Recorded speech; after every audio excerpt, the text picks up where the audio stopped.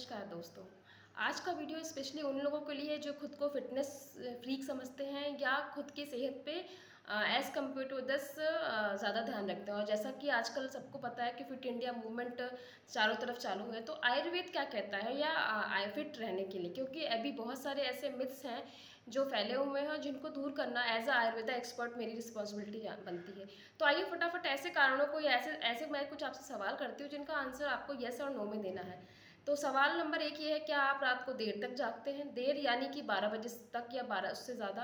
क्या आप सुबह देर तक उठते हैं यानी सूर्योदय होने के पश्चात, यानी कि 8 बजे तक या 8 उससे ज़्यादा तक आप सोते हैं? क्या आप सुबह उठते ही मिक्स एंड मैच नाश्ता करते हैं, यानी कि चाय भी पी ली, कॉफ़ी भी पी ली और पराठे और अचार भी खा लिए, फ्रूट्स भी खा लिए, सैलेड भी खा लिए, दही भी ले ली? परहैप्स मैं जानती हूँ कि इन सभी के बहुत सारे आप लोगों में से ऐसे होंगे जो इनका आंसर येस कर रहे होंगे। इसके अलावा क्या आप जिमिंग करते हैं और जिमिंग के बाद तुरंत नहाते हैं बिना कोई ऑयलिंग का प्रोसीजर किए हुए हैं? क्या आप धूप में जाते हैं और धूप से निकलते हैं या धूप से आने के बाद तुरंत फ्रिज का ठंडा पानी पीते हैं? क्या आप थकान होने के बाद ये ज़्यादातर हाउसवाइफ्स के लिए है जो दिन में लंबा 2 या 3 घंटे तक सोते हैं? क्या आप दही का सेवन रोज़ करते हैं? स्पेशली रेनी सीज़न की बात कर रही हूँ कि अभी वर्षा ऋतु चल रही है।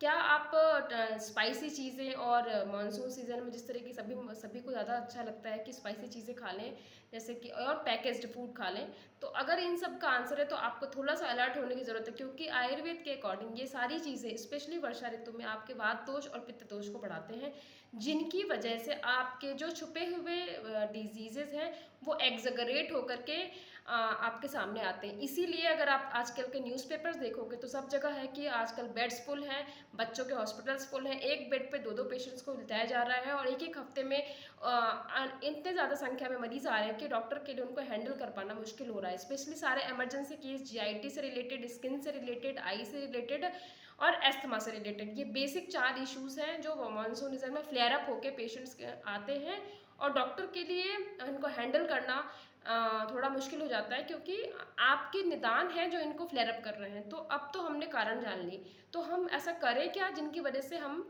इनसे बच सकते हैं एज़ पर आयुर्वेद? तो आयुर्वेद ये कहता है कि वर्षा ऋतु में आपको वात दोष और पित्त दोष का शमन करना है, ना कि उनको बढ़ाना है।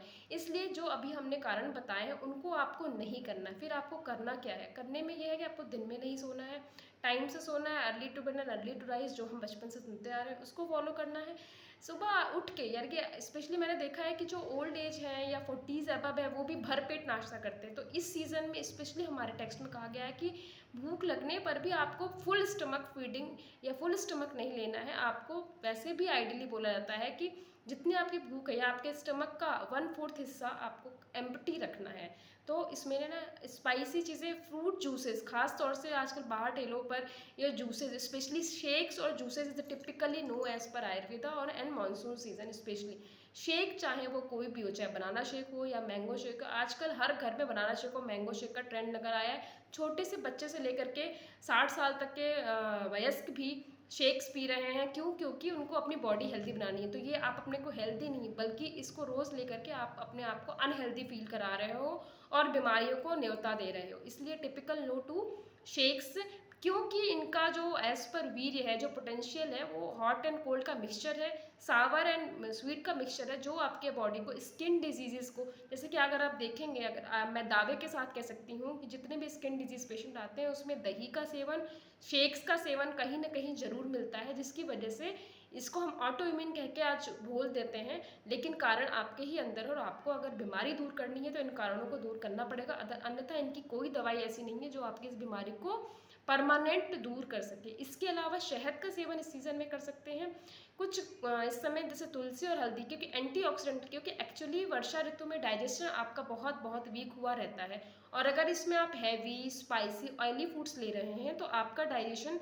टिपिकली आपके डाइजेशन और ज़्यादा पुअर हो जाता है। इसलिए आपको लाइट डाइट लेने हैं, पुराने चावल जिसे पहले भी बता चुकी हूँ, और मोटे अनाज का सेवन करना है। भूख, जितनी भूख हो उससे थोड़ा सा कम लेना है, लाइट डाइट लेना है और गुनगुना पानी, यदि जैसे कि आपको पता है कि आजकल आरओ वाटर है, बट गुनगुना पानी बॉयल करके ठंडा किया हुआ पानी आपके लिए अच्छा है, आपके डाइजेस्टिव फाइल के लिए अच्छा है। इसके अलावा एंटीऑक्सीडेंट के रूप में ऋतु हरित की, जिसको कि हम हरित की यानी एक इतनी ज़्यादा पावरफुल एंटीऑक्सीडेंट है जो कि आपकी केयर एक उतनी अच्छे से करती है जितने कि एक मदर अपने चाइल्ड की केयर करती है।